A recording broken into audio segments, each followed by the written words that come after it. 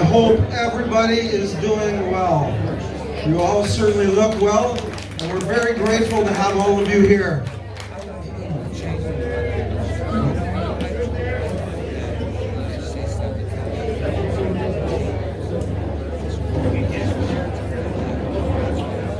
Oh, Brendan boy, the pipes are calling. From Dublin to Calgary to Oakville, you led the way. Oh, Brendan boy, the world is better off having known you. Oh, Brendan boy, we love you so. Now go and rest, your work is done here now. It's you must go and I must abide. Oh, Brendan boy, we love you so.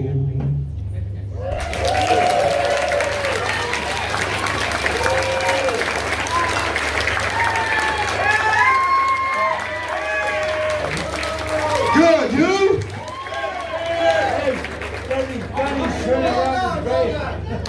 So I sing you to sleep after the loving with a song you belted out till the end. And I hope you can hear what the words and the music have to say. Thanks for taking us on a one-way trip to the sun. Thanks for being the best uncle that my daughters could ever have. We love you, Brendan boy. As you can tell, I didn't get Brendan's voice.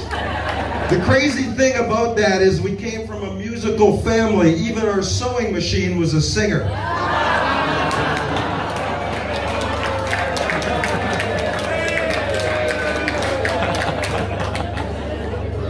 Nobody loves people more than Brendan. If he didn't know you or anything about you, and you crossed paths with him, you were soon to be friends, and likely leave with a smile on your face. Am I right, Johnny? Where are you, Johnny? Am I right? And where's my other Johnny? There he is. Wheat King, Barnes, Mitzvah, Mitzfreak, Ziff, Ziffle, Sibbald, Twitty. These were the names Brendan was often routinely called. Saint Brendan, Brendan the Navigator. My wonderful sister Deirdre will provide more context here. When you get a chance, just ask her about Brendan the Navigator. Saint Brendan is one of the early Irish monastic saints and one of the 12 apostles of Ireland. Ace, Arnold, Schwib, Swivy, Dog Breath, Dog Lips, Hoopster, Kid, Egg Breath, Clown Boy. Seriously, I was a bit jealous that Brendan got the voice. But I always found comfort knowing I got the looks. Wait a second, I didn't get those either. But I know I did get the athleticism. All through my younger years, whenever we went out as a family, our father would shout from the rooftop, "Desi, look at you, you're a great athlete. Every fight you were ever in, you came second."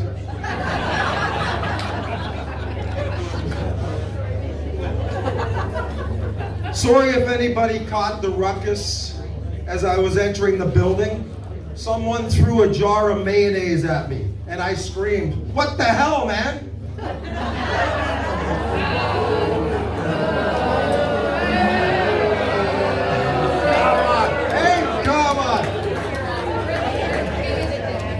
What do you call a Mennonite with both hands stuck up a horse's ass? A mechanic, of course. This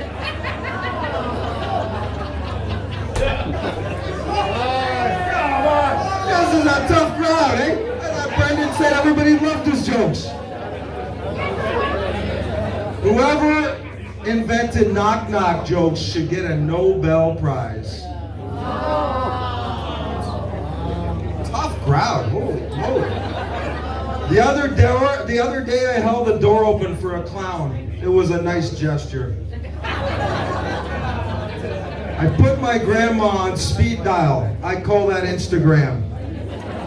Was there ever a gesture like Brendan? Never, never, never, never.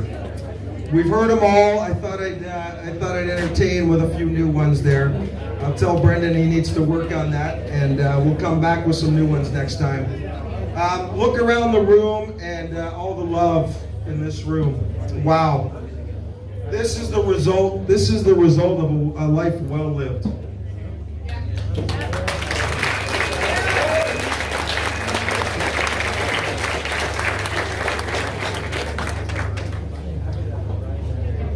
Thank you, Brendan, for doing what you did best, bringing great people together. Brendan loved you all. Nobody was as sentimental as Uncle Chumley. I lived life to the fullest. I had a good run. I made things happen. These were some of Brendan's parting comments. More on this topic when I move on to a little bit of the business aspect of his life. Skid, Z, large, Fra, Chumley, Smash, Mole, News, Big Al, Sob, Rams, Swelly, G, Rachy. Forgive me, I'm quite certain I've missed a few nicknames here. The Wheat King referred to many of you by these names, and rest assured, if you had not been anointed a nickname yet, he's up there working on one right now. Family first. My friends mean everything to me. Again, some parting comments from Uncle Buck as he reflected with us during his final days, and they were. Just looking again at the room here, I mean, my God, he loved all of you people, and friends, like he said, they meant everything to him, and he sure nurtured those friendships. It's a great lesson for all of us. A wonderful lifelong friend of Brendan, Jim Franchetto, recently said, sums it up. Brendan was and still is a catalyst, conduit, and connector of friendship and community.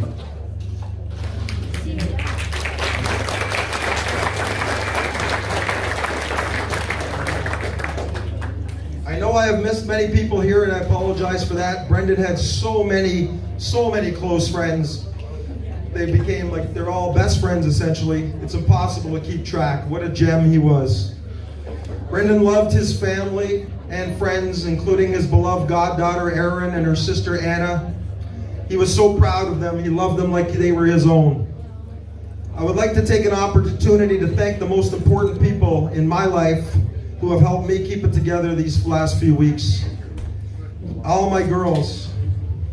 My beautiful and talented wife, Kelly, our incredibly and beautiful, talented daughters who definitely take after their mom, Georgia and Rachel.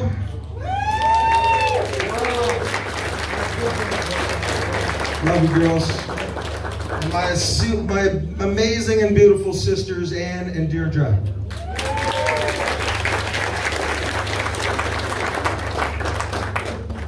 Brendan made me tear up in his last few days, paying myself and my wife Kelly the biggest compliment a parent could get. He said, Des, your daughters are absolute gems.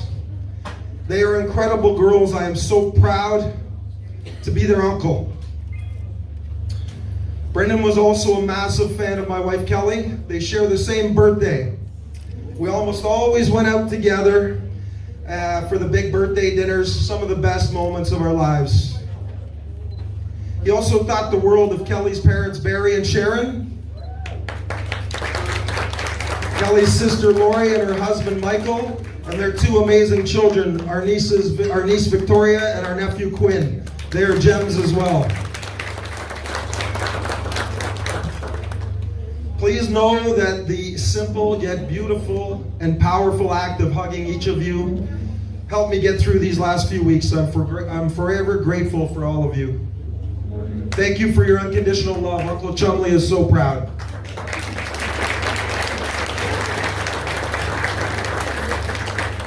Thank you also to our mother Rita, father Desmond, brother Seamus and Raymond, nephew Scott, great nephew Jeremy, and great niece Mia. I've said the same thing all my life to everybody I've met in my travels. I have been truly blessed as the youngest of 6 children to go through life and basically never hear a poor or a negative word spoken about anybody. It's an incredible blessing I have, and I'm forever grateful for that. As the great Nelson Mandela said, what counts in life is not the mere fact we have lived, it is what difference we have made to the lives of others that will determine the significance of the life we lead.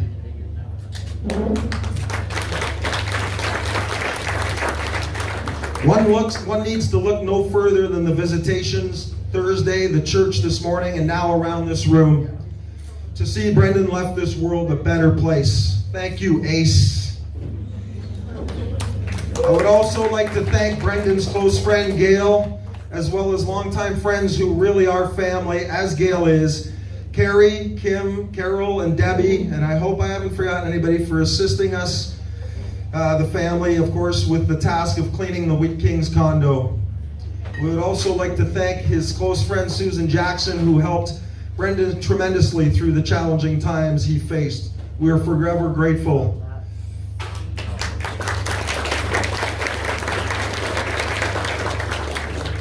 Thank you to everyone for coming out, and especially the out-of-town folks from coast to coast, and our cousin Brian, who made the trek across the pond.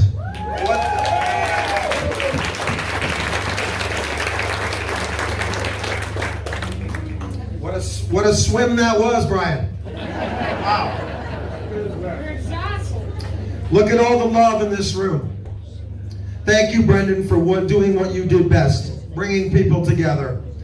A special round of applause for our slideshow developer and music producer, Brendan's niece, our daughter, Georgia Kane. And her sister, Rachel, for doing what she does best, making people feel welcome. A special shout out to our AV expert, Scott Mills.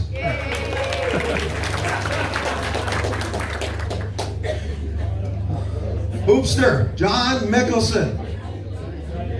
Great to see you here. I recall Brendan met you while you were playing handball against the curb. Is this true? Everything was about getting to a place of mutual laughter and feeling great. We were surprised that Brendan never married, no kids, but wow, I was wrong about no kids. Brendan immediately became the world's best uncle. Our kids were his kids. Brendan left a terrific life circa 2005 to move from his longtime home in Calgary, where he had an amazing life with an amazing group of friends, so he could come here and watch our nieces, his nieces I should say, grow up. He rarely missed one of their sporting events and became affectionately known as Uncle Chumley.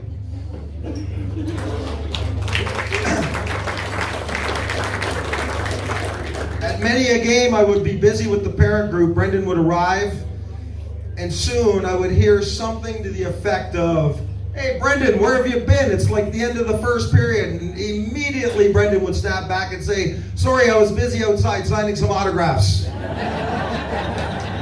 That's how the parent group got to know Brendan with those zingers, and oh, did it make it a fun time at every game, right girls? Oh my goodness. Nobody can bring people together like the Wheat King. Did he tick anybody off? Yes.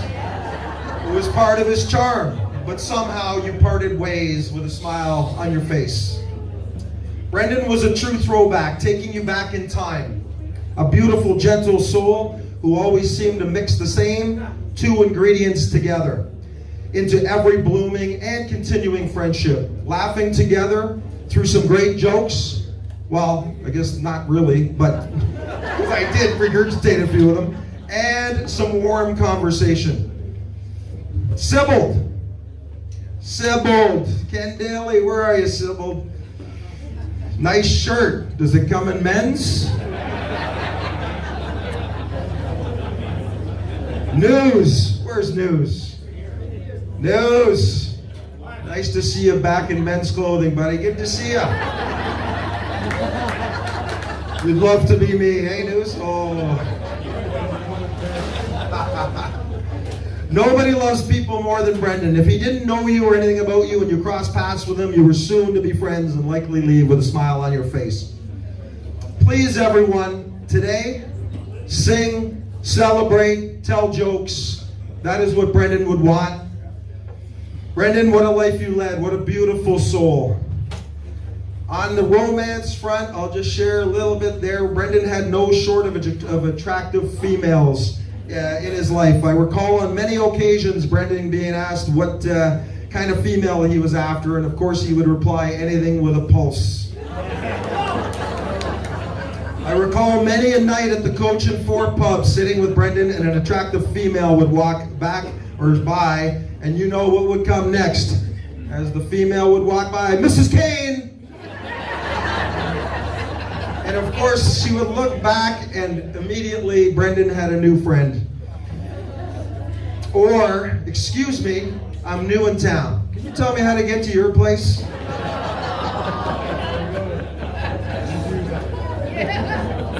From a business perspective, many people don't know this, but Brendan was very successful with his business, the promo guys. He being the loyal son he was to our father, who ran a business called Kane and Son Sales. Brendan did business as the promo guys under the umbrella of Kane and Son Sales, carrying that business on for many years and had a tremendously successful business. If anybody's looking for pens or promo items, I'm in the biz. Merch, exactly. Merch. Brendan was I won't name names, one of Brendan's close friends called him Mr. 10%. He was frugal and generous, a curious paradox that can be explored over a few bevies. Mr. 10%, I think it's important to acknowledge, left a legacy behind for his nieces that is beyond generous. He bequeathed to Georgia and Rachel their entire university education and enough spending money to buy themselves a prodigious amounts of bevies.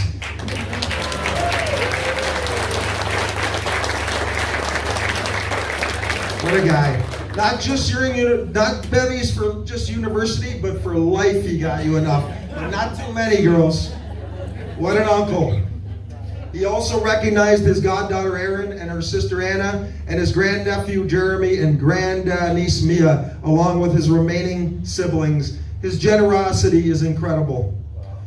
When our mother and father struggled a few times after our father's forced early retirement, guess who was there for them? You got it, Brendan. As everyone might be aware, Mr. 10% bought everyone the first drink today. Please raise your glass to the Wheat King. Rest in peace, my brother.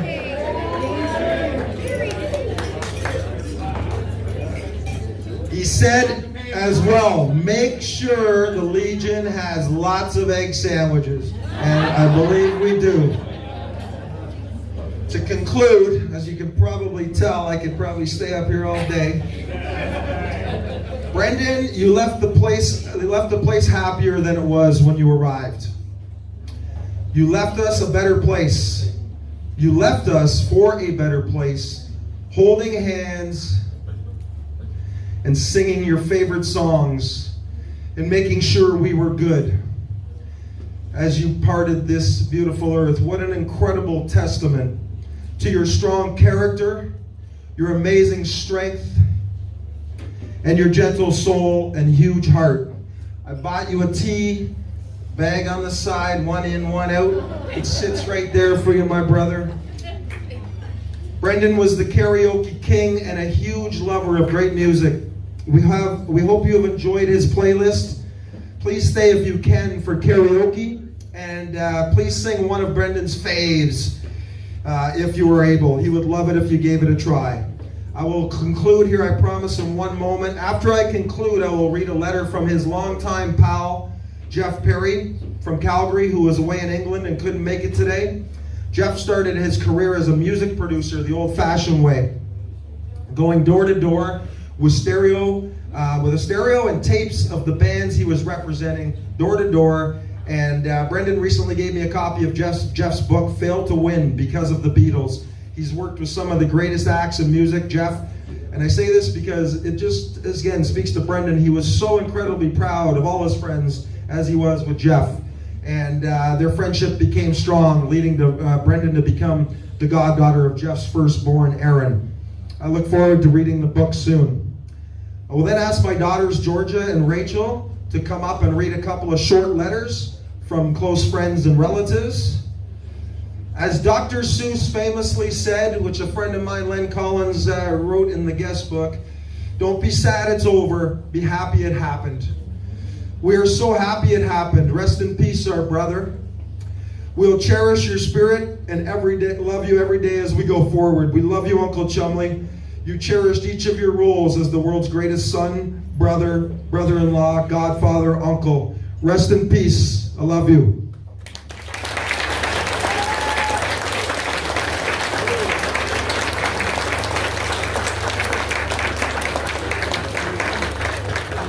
To Brendan.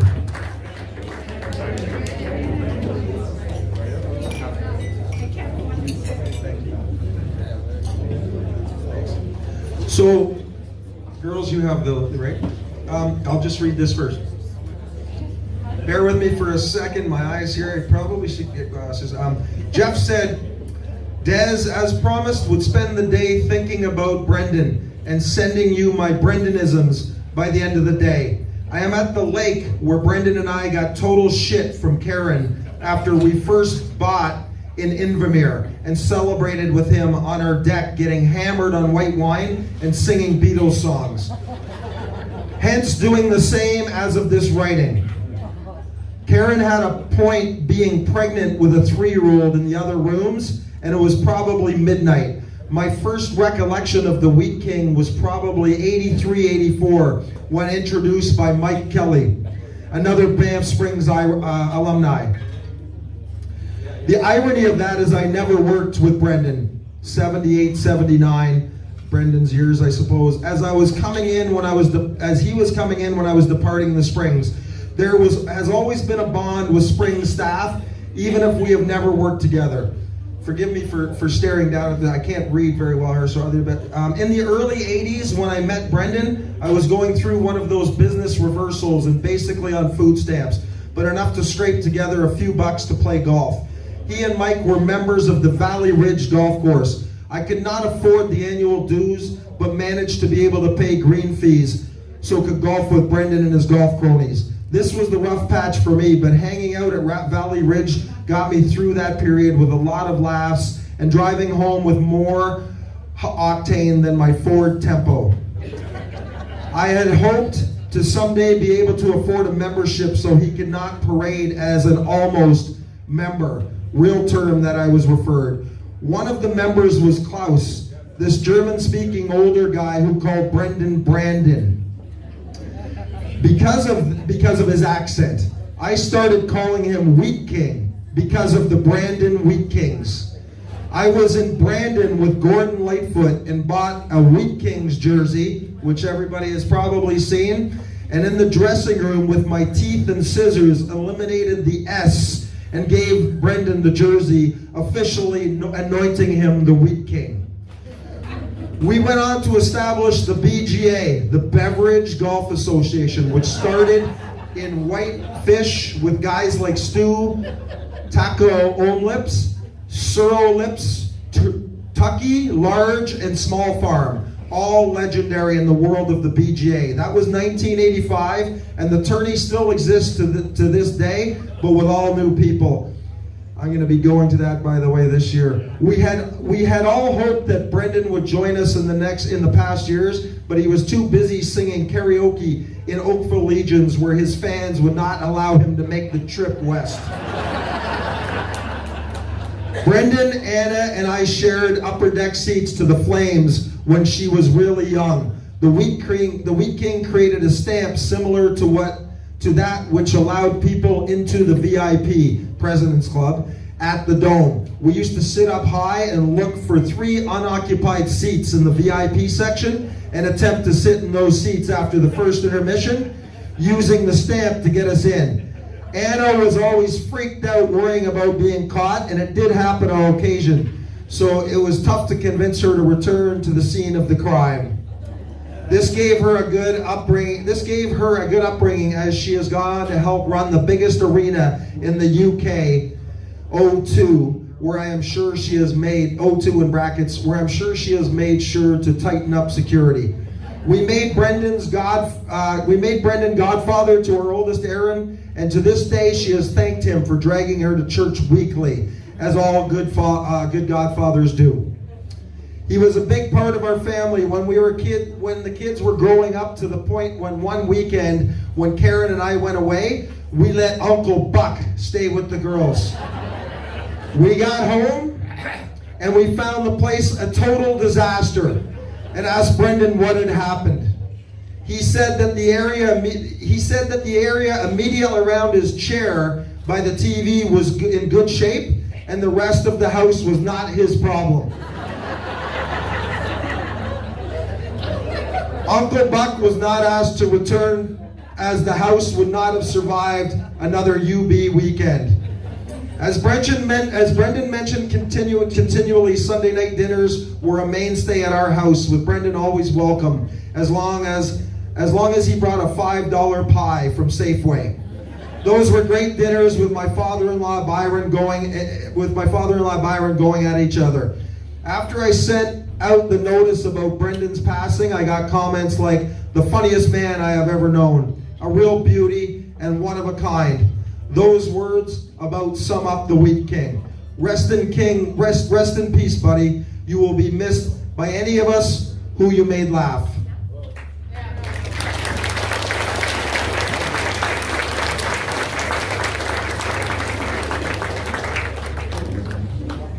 My beautiful daughters have a couple other little brief things to say. Thank you, everybody.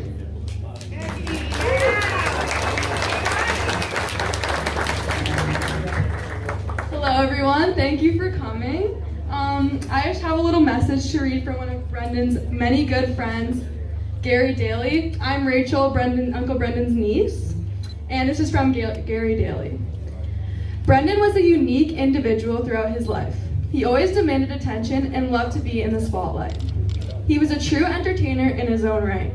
He always held court with his good buddies in Bronte. He was very kind to his friends and continued to try and coordinate entertainment of some sort to keep the party rolling. Brendan was very kind, respectful, considerate, resourceful, and a loving person.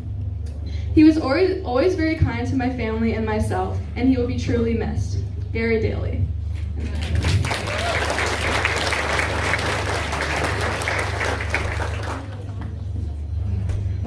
So this next message is from Aiden Coleman, and I'm Georgia, Uncle Brendan's other niece. So at the funeral celebration of Brendan's life, I and all of his family of the present and past in Ireland will be there in loving spirit. Please deliver that message to Brendan's celebration of life.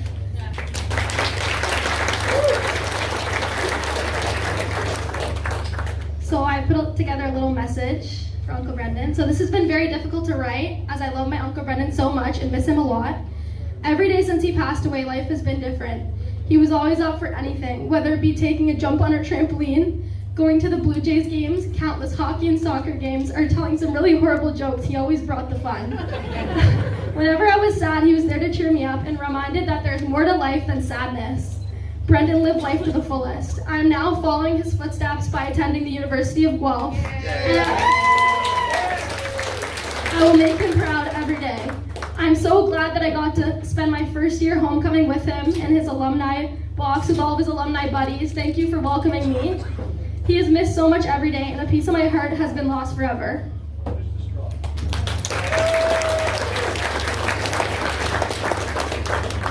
We love Uncle Brendan so much, and he would be so happy to see all of these faces that showed up for him. So thank you.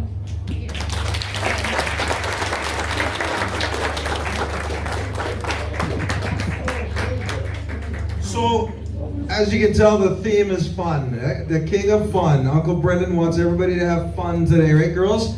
So, if anybody at any point feels like coming up, sharing a story, that would be terrific. I think my sister Deirdre is coming up right now, right, to share something. And if anybody wants, carry on drinking, have fun, and if anybody feels the urge, come up, say a story. If not, that's okay. And then karaoke later. And we'll try and sing for some of Brendan's favorite songs. Deirdre, you ready? My sister Deirdre.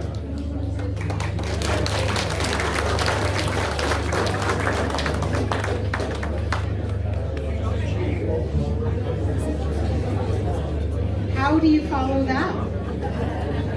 Very hard. I mentioned to my family that I would find it very difficult to get up, to be eloquent, and not to cry my eyes out.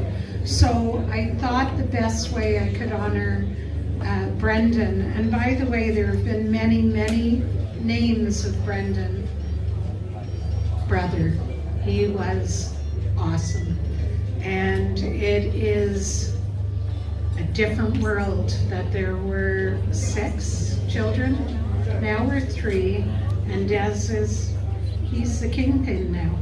But so I thought the best way to make it's all about me, is I'm going to ask everybody to join me in reading the Irish blessing together. Nobody was more proud than Brendan. Well, we all are, of being Irish, but it's on the mass card, it's on the little card. If you don't know it, wing it, it doesn't matter. But this one, Brendan, is for you. So, I don't know, Scott, no. Okay, so the Irish blessing. I'm sure many of you have heard it. May the road rise to meet you.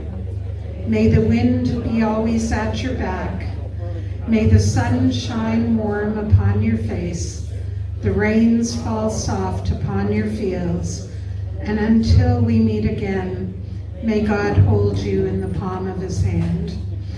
So thank you everybody for coming. It has helped us get through an unbelievable, and not just the last month and whatever. Brendan had his battles 3 times round, and people supported us, and we're very grateful. So thank you.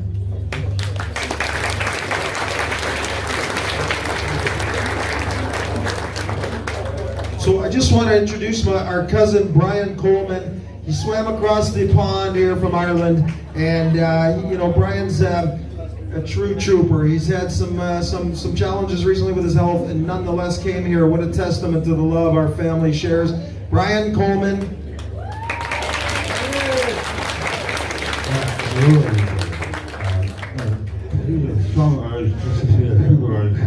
Hoping that the juggling, the surgical juggling on my jaw hasn't made me into here. This is my first speech since I've had the 7 operations. However, everything is going fairly well.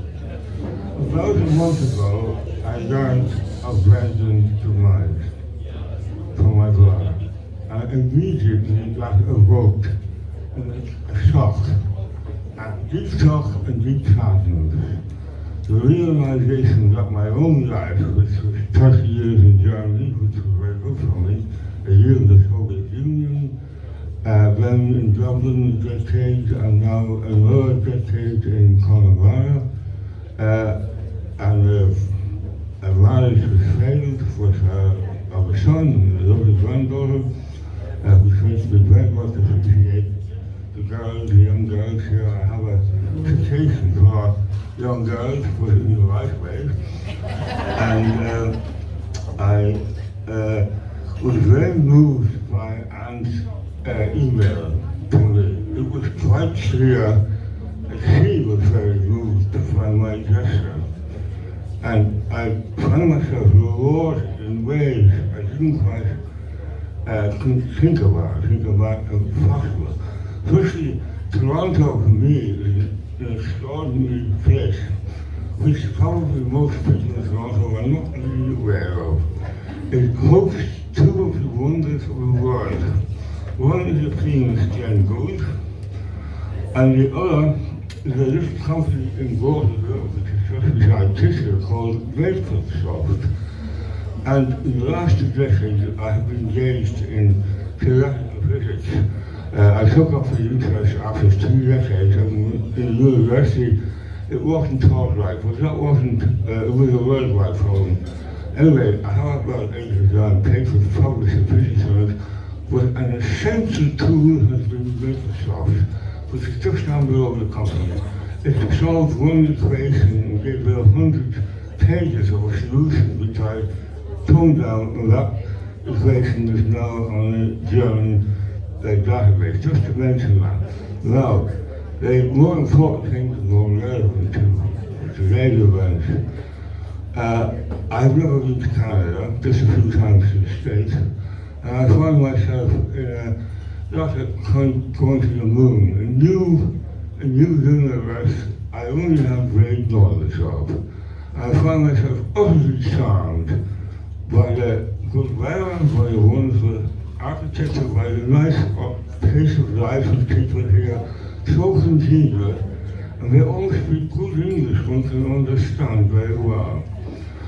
But I'm amazed by the cordiality, the hospitality, the affection demonstrated by Anne and Derza and Desmond and the other relatives.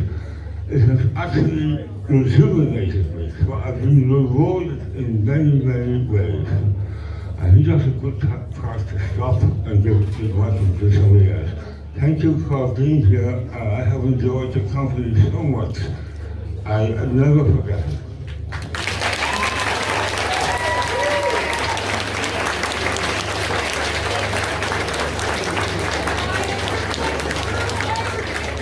Okay, I think it's about time to let the games begin, but not before me. I'm Anne. I'm one of the two remaining, the two sisters, and you all know that we've lost 3, which is devastating. So one thing we do know is how to stand together. We love each other, we fight, we're like any siblings. And I particularly fought with Brendan. I don't know, I just annoyed him, and he equally annoyed me at times. But I'm sure missing him not being around to hear his corny dad, I think he invented dad jokes actually. But it's hard to follow my family, but I just want to thank my family, who are amazing. And my nieces, my son, Scott, who I don't think is back from picking up my grandson, Jeremy. But I have a marvelous family, and we have wonderful relations here, both on the Maloney side, the Coleman side, the Kilmartin side.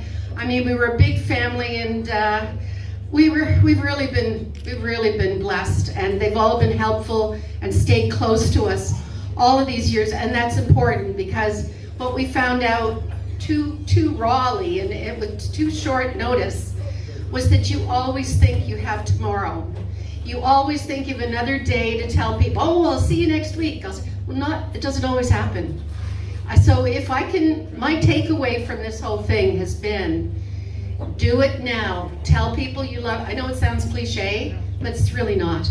They need to know how much you care now, how much you want them to get their shit together, their affairs in order, and for God's sake, clean out your stuff. Because I know if I leave my house storage area in the condition it's in and I croak, they're gonna dig me up and smack me around again. So for goodness sake, clean up your stuff, okay? Please, please make sure you've got a will, and make sure if there's specific things you want people to have, buy a bunch of Post-it notes. Put it in your will, put it in your get a briefcase, which our friend Gail said, I've got my death briefcase, which is a charming thought, but she's so organized. So do it, don't wait, and most of all, today is all we know we have for sure.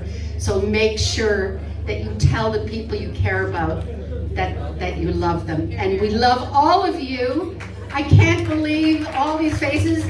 In previous, my brother's funerals, and I wasn't prepared to bury my brothers in such rapid succession. We needed a bigger hall, and we had 350 capacity in one room, and it still wasn't enough. When my brother Seamus died, St. Andrew's Church, beautiful, small church in downtown Oakville, Reverend Peter Waters. And Father said, all of the neighbors, because all the cars are parked everywhere, so all the neighbors came up to Father Waters and said, who was that famous person who was just buried in your church? He says, well, that would be Seamus Kane. And Raymond at St. James, and our friend, and I have friends here from Nova Scotia as well. I've got friends from, like, I haven't seen since I was a teenager, and I'm so thrilled. And I apologize about the seating, and my lovely friends who've supported me for forever. I've got friends that I've known since we came to Canada and I was age 11, who are still my dearest, dearest friends. So to all of you, we thank you sincerely, and we love every one of you, and the Legion people who were his huge group of friends and family. We're delighted to celebrate Brendan here, and what the hell, we'll all scooch together, get more friendly. After this, we're starting, the karaoke is open downstairs. Now that's a smaller room, but those of you who wish to stay, and believe me, there's a big regular contingent of the Legion who's going to show up in force here at 7. So if you want to go downstairs, it's like the Hunger Games for Chair, part 2. Part 2, okay? So God bless you all. We love you, and thank you for all your support and love.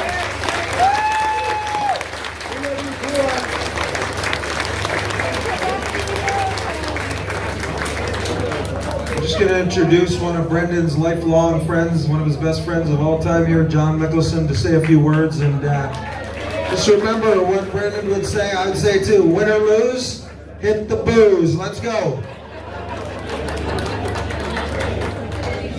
If Brendan had told me he had this many friends, I'd call him bullshit.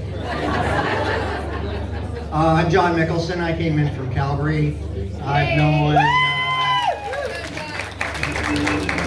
known Brendan, and I met him in grade 9, and I was 15, which makes me about 55.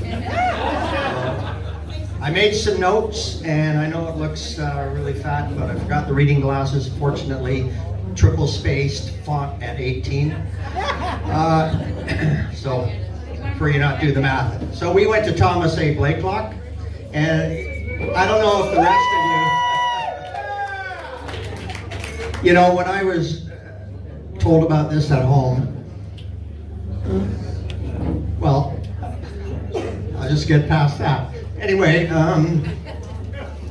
coming here, I was still expecting him to walk through the door.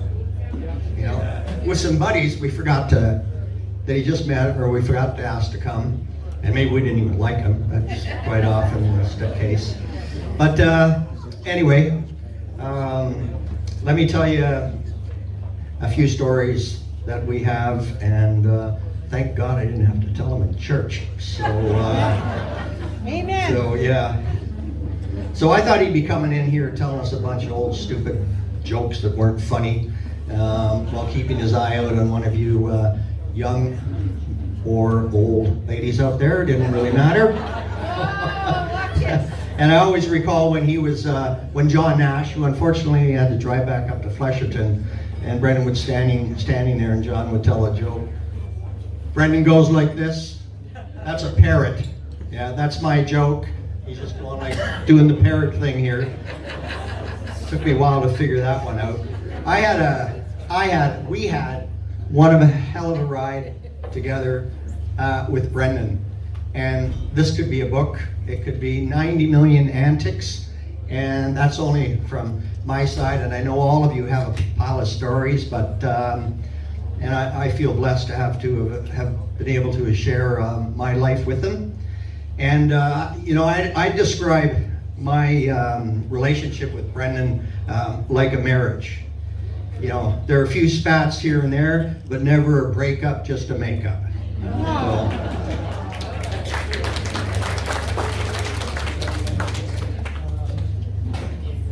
and I mean, these memories for me will live forever. And you know, you forget about. I've lost a sister, lost the parents, and there's other friends, and you always wish you'd said something, but that didn't happen. But I just wanted to tell you a few stories here, and sorry, sorry, ladies. Yeah, your uncle. Yes, he wasn't always good. Shit, he's calling. Actually, that was a good friend of his, Joey Patno, who couldn't make it from Ottawa. So anyway, I'll just start off here. So in high school, that was a ride in itself. We had a teacher, he taught business. It was Mr. Erskine. I'll bet you many of you remember him. He was not a favorite of any of us, actually, but he was certainly not a favorite of Brendan's. And I'll tell you, Barnes spent most of that class time beaking off and interrupting Erskine. And it wasn't long before Erskine was ready to explode. And while we waited on the edge of our seats, Erskine finally lost it. He slowly walked over to Brendan's desk, gave him a well-deserved slap right in the face. So for a few seconds we were in shock, then in controllable laughter. And soon Brendan was escorted out of that class. And you know, and I think now is if a teacher had ever done that now, he'd be in Quentin. One of the other things, and Barry Eastwood, I have no idea where he is anymore. He's another good friend. So at Blakelock, they had home economics, and it was only for the women, and all we knew is they did a lot of cooking and other stuff. And they opened it up for male students to be able to take home ec. So Barry, Brendan, and I were all over that, and jumped on that opportunity.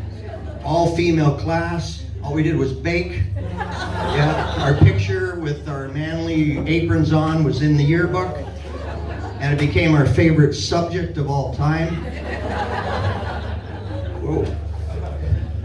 However, there was more flour on our faces than in the bowls, but we were happy. And to top it off, this course was in lieu of shop, and you couldn't fail. So, there also at Blakelock we had great dances. They weren't all great, but we had a lot of great dances. And sometimes we needed a little bit of pre-confidence builder. I don't know if you know what that means, but you know, because at those dances, you had to cross the floor to ask a young lady to dance at the risk of getting shot down. While your friends laughed their you-know-whats off, you were stuck with that, in that position. And Brendan's challenge was his opening lines were never that great. You know? And it seems, for some odd reason, a lot of the Bill Cross and Jim might know it, Bill, I had it in my head before. Bill Kimmel and Bill Cross. Got in the back of the Volkswagen, piled in the back there, and Bill said, you want to do a few donuts down in the parking lot at St. Dominic's Church? So we'd never done donuts before, so that was a no-brainer. Let's go. And it was a blast, and until as soon as we left the church, we were pulled over by the cops. So Bill was asked for his license, and his response was, don't have one. Second question was, is this vehicle registered? Not sure, it's not my car. So whose car is it? My mother, she doesn't know we took it. So down to the cop shop we go, where we would be charged with joyriding. Bill and Bill were in much more trouble. They were segregated, probably getting who knows what was happening to them. And back then, I would say police were more respected. And their tactic back then was to scare the living shit out of you. And they were good at it. So they told us that they would have to call our parents, report to them that we had been arrested for joyriding, and they would have to come down and pick us up. So the first father that came down was Martin Franchetto, Jim's dad. So to say he was pissed was an understatement. So he started to play some kind of father-son Jeopardy game with Jim. Martin wanted to know what Jim thought his dad was to him. So Jim's first answer was, "Father." "No!" Followed by, "Dad." "No!" "Sir, wrong again." And Brendan and I thought these were great answers. Turned out that Martin had been a scoutmaster, and that was the answer. So then for me, my parents weren't home. So it looks like I'm going to stay in the Crowbar Hotel in Oakville. However, Kane came in to pick up Brendan. Au naturel, big deal, joyriding, whatever. Let's get out of here. So he said, "Yeah, no, I'll take care of John. We'll go home." And we sat there in tea and cookies, figuring that Jim was getting his ass whipped. So that was a wild night. Another one. A number of us worked at the Oakville Trafalgar Hospital, and it was probably one of the best jobs. Lots of stories out of that place. But one time we finished work, and for some reason we were crossing the creek outside. I can't remember if it was 12 mile, 14 mile, 16 mile, or all the creeks we have. And we were going to cross the creek. It was the winter time. And it was myself and Linda Borgstrom, who was a friggin' Swedish knockout. I don't even remember going to school with her. I could all remember her being a Swedish knockout. So anyway, the three of us are down there and it's frozen. So I'm like 130 pounds and I start to walk across and it starts cracking. And I turn around and Linda and I said, "No, way too dangerous." So Brendan pipes up and says, "You guys have no idea how to do this." So he said, "What you gotta do, or the trick is, you need to evenly distribute your weight over the ice for stability, and then that way it spreads out the weight and you can start to slowly crawl across." And Linda and I are looking at each other, still not quite convinced. So he slowly goes across. First the right arm falls through into the ice, then the left arm, then his head goes in, and then the whole body goes in. And it was only about, 3 feet deep or something like that. He gets up, it's like minus 15 or something, his hair starts to turn into ice and he's frosty. And Lynn and I, we couldn't have helped him regardless. As soon as that first arm fell through, we were laughing our friggin' heads off. We were rolling on the ground laughing.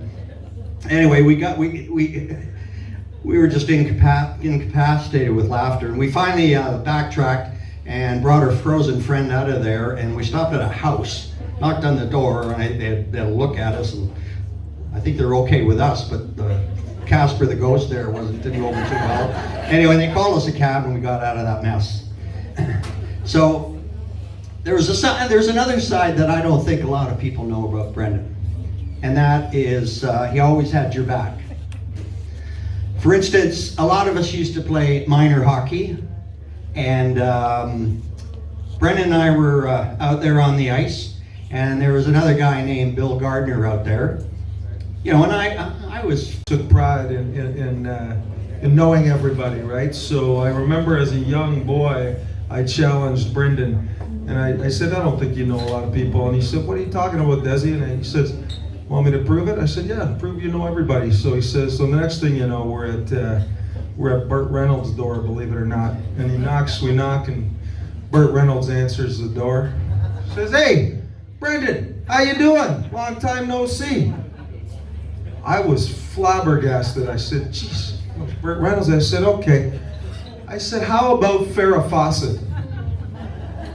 Of course, we get on our, private jet that we had at the time, and we're at Farrah's door, and Farrah answers the door and says, "Oh, hi, Brendan, I love you," and all this. And I was like, "Wow, Brendan, you know Farrah Fawcett as well?" He goes, "Okay, Desi, do you believe I know everybody?" I said, "Okay, Brendan, if you know the Pope, That's it. I'll believe you know everybody if you know the Pope. So of course, off on a jet to the Vatican in Rome we go. And the Pope's up waving to the crowd. And amazingly, I fainted. And Brendan ran down and he says, Desi, what's wrong? And I said, Brendan, first, I was completely flabbergasted when you knew Burt Reynolds. Completely bewildered when you knew Farrah Fawcett. But when the man beside me tapped me on the shoulder and said, hey, who's that guy in the white robe waving with Brendan? That was it for me.